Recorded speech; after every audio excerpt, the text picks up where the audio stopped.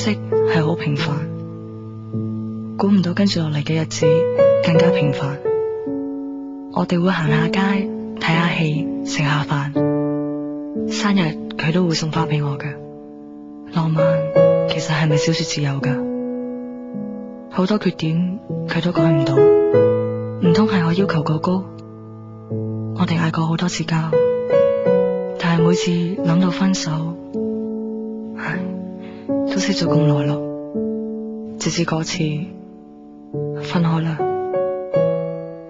但當我睇到佢雙眼紅晒嘅時候，我先發覺世界上係有人咁關心我㗎，我真係好幸運。假如嗰眼未睇真，可能呢世我都會遺憾。看出一點真，看出可觀人生。眼鏡88。